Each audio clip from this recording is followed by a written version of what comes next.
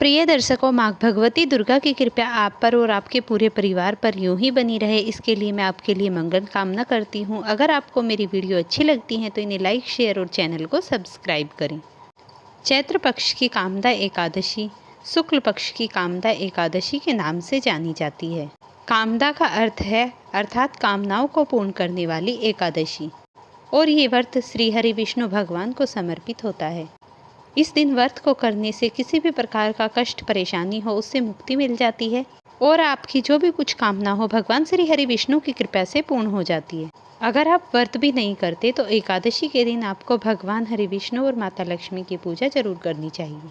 इस वीडियो में मैं आपको बताऊंगी एकादशी की जो तिथि है वो कब शुरू होगी और कब समाप्त होगी। आज के दिन हमें कौन से मंत्रों का जप करना चाहिए और कैसे पूजा विधि विधान के साथ करनी चाहिए, इन सभी बातों को मैं आज की इस वीडियो में आपको बताऊंगी। कामदा एकादशी हिंदू नववर्ष की पहली एकादशी है, इसीलिए यह महत्वपूर्ण तो है ही। और चैत्र नवरात्रि के तुरंत बाद ही ये एकादशी आती है, और माता के नवरात्रों के बाद हम जगत के पालनहार श्री हरि विष्णु भगवान की पूजा करते हैं। इस पूजा को पूरे विधि विधान से करने से ब्रह्म हत्या जैसे पाप भी नष्ट हो जाते हैं और व्यक्ति को राक्षस योनि से मुक्ति मिल जाती है। अगर इस व्रत को वो लोग करते हैं जिनके संतान नहीं है तो उन्हें उत्तम संतान की प्राप्ति होती है, और वो लोग करते हैं जिनके संतान है तो उनकी संतान को दीर्घायु प्राप्त होती है और संतान उत्तम फल प्राप्त करती है। अगर आप इस व्रत को धारण करते हैं तो आपकी संतान आज्ञाकारी भी अवश्य होती है भगवान श्री हरि विष्णु की कृपा से। इस व्रत को धारण करने से व्यक्ति सांसारिक सुखों को भोगने के बाद अंत में श्री हरि विष्णु के धाम को जाता है।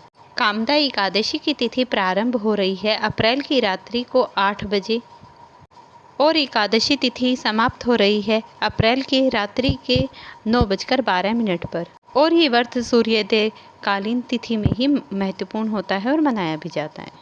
8 अप्रैल को मंगलवार के दिन कामदा एकादशी का व्रत रखा जाएगा।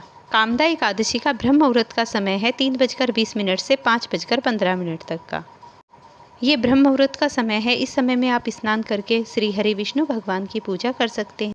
और 8 अप्रैल को ही स्वार्थ सिद्धि योग लग रहा है, जो 6:06 से शुरू होगा और 9:55 तक रहेगा।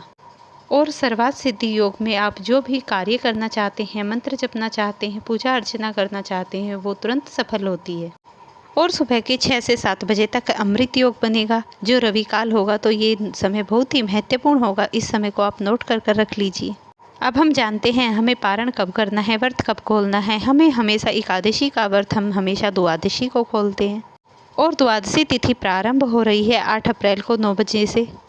और द्वादशी में पारण का जो शुभ मुहूर्त है वो 6:02 से और 8:34 तक रहेगा। इस समय में हम अपने व्रत का पारण करेंगे और अपना व्रत खोलेंगे। इस तरीके से हमें अपना द्वादशी का व्रत समाप्त करना है। अगर आपको वीडियो अच्छी लगी है तो मुझे कमेंट में लिख कर बताएं।